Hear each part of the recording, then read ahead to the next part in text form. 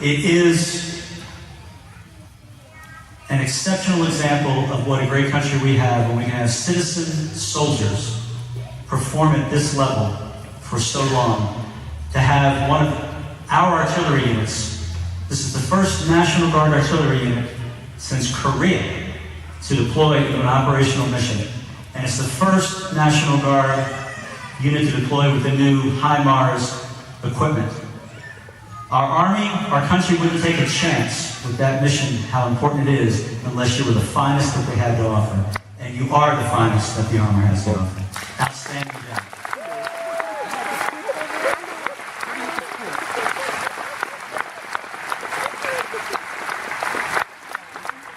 The 79 soldiers, one stayed behind getting some care. He's in our thoughts and prayer. 79 soldiers, combat veterans for the United States of America. I don't think there's any higher honor. So, soldiers, welcome home. You did a phenomenal job. Take your time off. If we can help you in any way, you just call on us, and I'm very proud of you. Congratulations.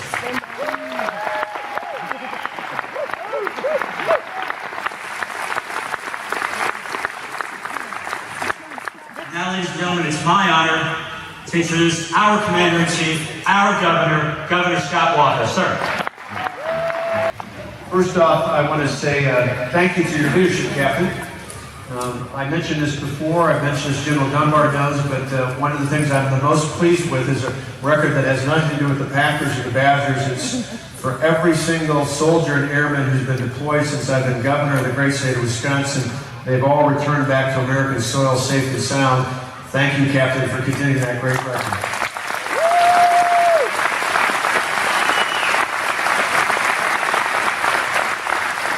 And I know that didn't happen because you weren't in harm's way. I know because great leadership, great training, great execution, great soldiers made that possible.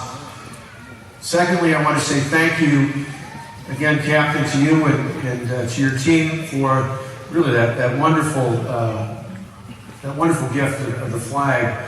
But for those who don't know, on the citation they gave to me and to the others, that's not just a flag. It was flown or was carried as part of a rocket launcher during combat on September 11th of this year. Ooh. September 11th of this year in combat on a rocket launcher. It reminds me not just of that flag, but some of you heard me say this before. It's interesting, you left last year in 2012, but this year, in 2013, in addition to the American flag right behind me, there's a Wisconsin flag.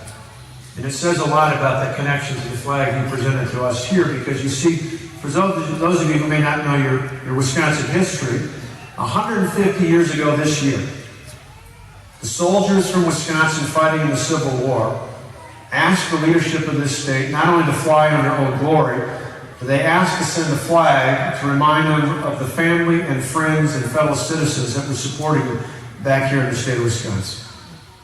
And so we sent that flag.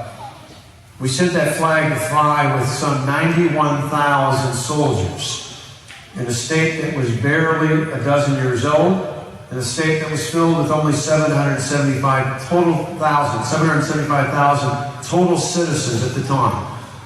That means 1 out of every 9 man, woman, or child was a soldier from Wisconsin fighting the Civil War. I tell you that because oftentimes, as General Dunbar talked about, when you see folks who are deployed and those coming back, particularly those who have been deployed more than once, many times people outside of the circle of family and friends may ask, where's the courage come from? It comes from our history. It comes from the soldiers who fought in the Civil War, and in World War I, and World War II, in Korea, in Vietnam, in Desert Storm and Desert Shield, those who fight in places like Afghanistan and Iraq, and Bosnia, and Kosovo, and other places all around the world today. You are a part of that proud tradition here in the state of Wisconsin and across this great country. On behalf of a grateful state and a grateful nation, we say thank you.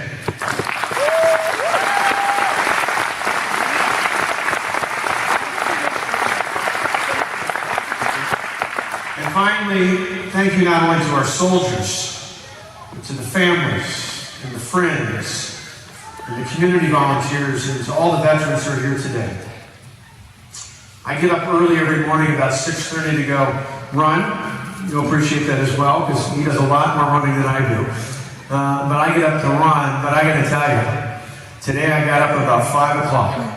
And I would guess, like a lot of families here today, you were just as giddy as I was. Because one of the best parts about my job is welcome homes. There's nothing better.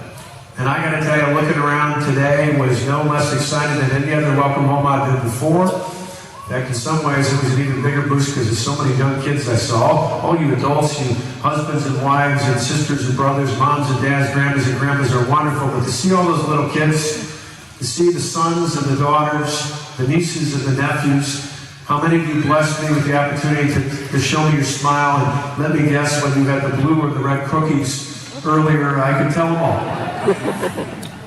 There's nothing better than that. I just wish on days like today, we could bottle up a little bit of that love and that passion and that pride and share it not just on welcome homes, share it around the state, around this country, and ultimately around the world, because there's nothing we can't do with the love, the passion, and the pride on exhibit here today. Thank you all for supporting your loved ones and soldiers. Welcome home. We're glad to have you here.